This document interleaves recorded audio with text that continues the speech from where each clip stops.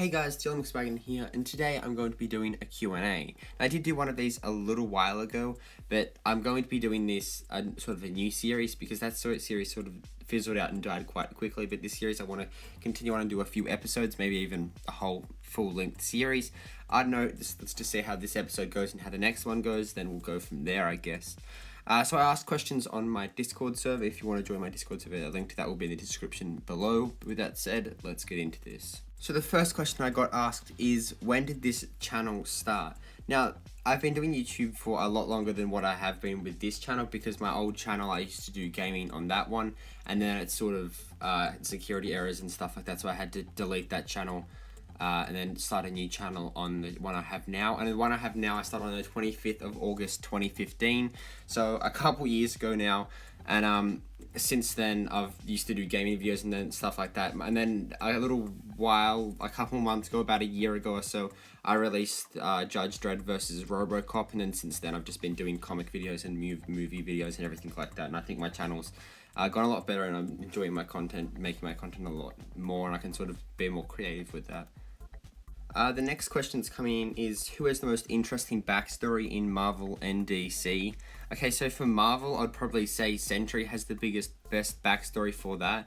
I don't know, I just find his story really interesting stuff, how he's been there in the Marvel Universe since the very, very beginning. He's just sort of come into it and made himself sort of known and everything like that in just the year 2000 in his solo series, which was 4 issues, which I highly recommend. It's a really good series.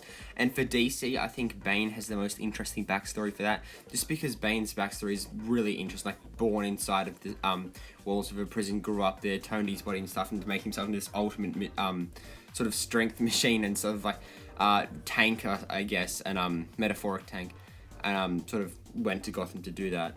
But the next question that I got is, what country am I from? And I don't know if you can tell by my accent, but I'm Australian, from down under, if you will. But the next question from after that is, what hero / villain should have a film or series next?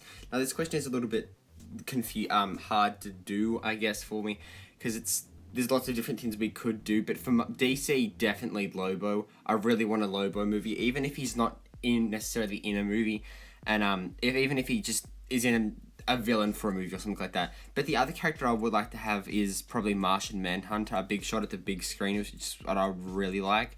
Because Martian Manhunter is a really underrated character. David S. Goya hates him, unfortunately, but well, not hates him, but doesn't really see him as a good character that they could use for this DCU.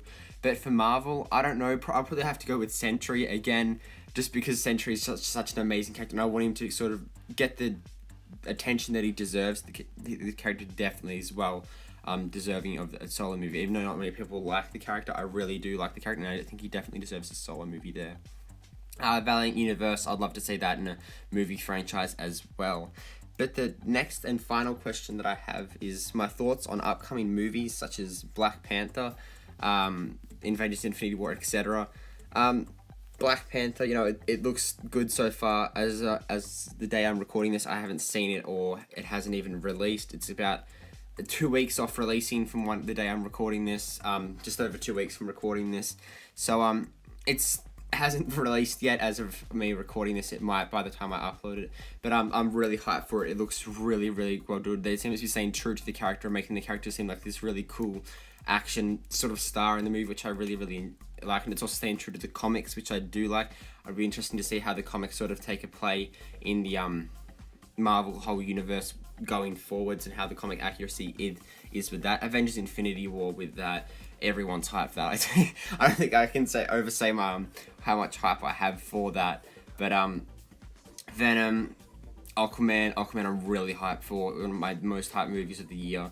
Venom, super hyped for that as well. It's one of my most hyped movies of the year as well. Avengers Infinity War, of course, is the first most hyped movie because of the year, because it's Avengers Infinity War, you know what I'm saying. But yeah, the upcoming movies, I'm happy with all of the comic book movies that are coming out this year.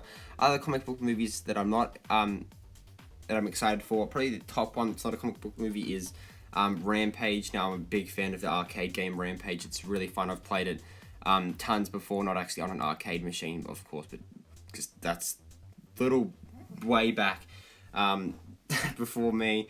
But yeah, it's like that, which is I'm really hyped for Rampage, and it's a great cast. Dwayne Johnson, Jeffrey Dean Morgan, Joe Manganiello, great cast there. But anyway, that's about to going to wrap up this video. Hope you guys did like this video. If you did, make sure to drop a like.